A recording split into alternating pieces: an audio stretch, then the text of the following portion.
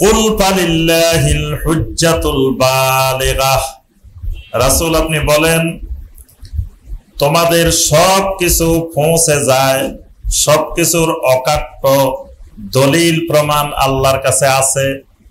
আল্লাহর কাছে হুজ্জাতুল বালিগাহ, এমন দলিল আছে যেই দলিল বালিগাহ মানে পরিপূর্ণ দলিল, যেই দলিলের সবকিছু আল্লাহর কাছে পৌঁছে যায়, এরকম দলিল, পর্যাপ্ত অকাট্য দলিল আল্লাহর কাছে আছে। ফালাউ শাআ লাহাদাকুম আজমাইন, যদি তিনি চাইতেন তোমাদের সবাইকে অবশ্যই হেদায়েত দিতে পারতেন। এজন্য আরবের মুশরিকেরা যখন হজের তালবিয়া পড়তো, তো তালবিয়ার মধ্যে কি বলতো? লাব্বাইক আল্লাহুম্মা লাব্বাইক, লাব্বাইক লা শারীকা লাকা। এই পর্যন্ত ঠিক আছে, এই পর্যন্ত ইব্রাহিম আলাইহিস সালামের তালবিয়া। এরপরে গিয়ে তারা যুক্ত করত ইল্লা শারীকান হুয়া লাকা তামলিকুহু ওয়া মা মালাক। প্রথমে বলতো লাব্বাইক আল্লাহুম্মা লাব্বাইক, এটা ঠিক আছে। এরপরে বলতো লাব্বাইকা লা শারীকা লাকা, আপনার কোনো শরীকও নাই।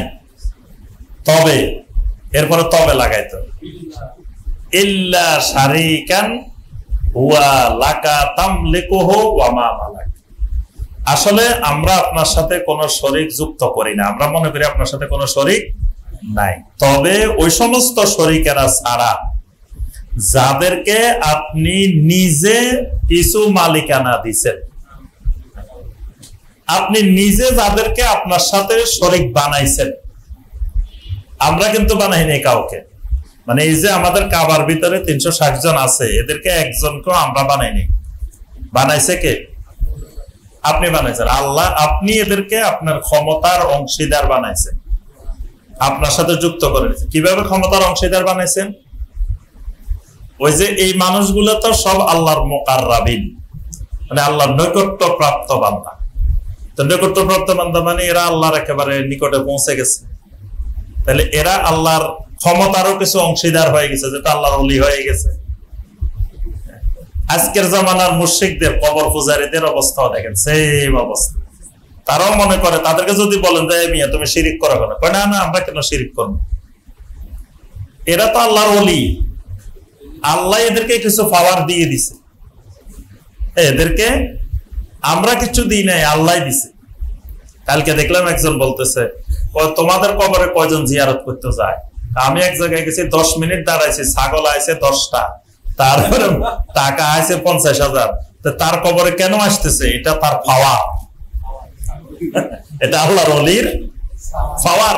তোমরা সারাদিন বসে থাকলেও তো ছাগল একটা আসা, এটা আল্লাহর ওলি দুনিয়া থেকে চলে গেছে, তার ওখানে ছাগল আসতেছে, গরু আসতেছে, মহিষ আসতেছে, টাকা আসতেছে, এটা ওলির পাওয়ার, ওলির ক্ষমতা।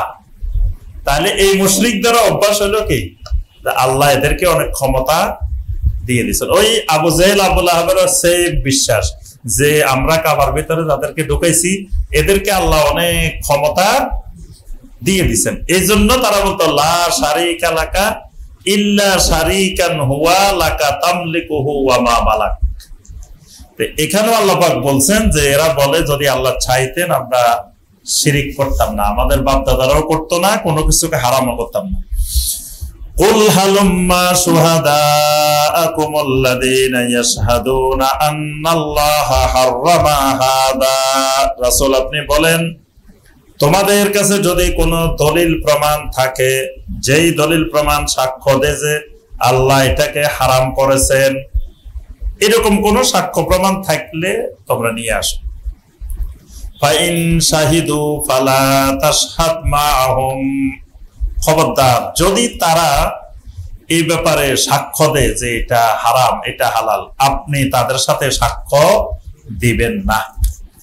ওয়ালা তাত্তাবি আহওয়াআল্লাযীনা কাযযাবু বিআয়াতিনা ওয়াল্লাযীনা লা ইউমিনুনা বিল আখিরা ওয়া হুম বিরাব্বিহিম ইয়াদিলুন। খবরদার আপনি ওয়ালা তাত্তাবি আহওয়া, এই মানুষগুলার মন গড়া কোন মতবাদের অনুসরণ আপনি করবেন না। কোন মানুষগুলা?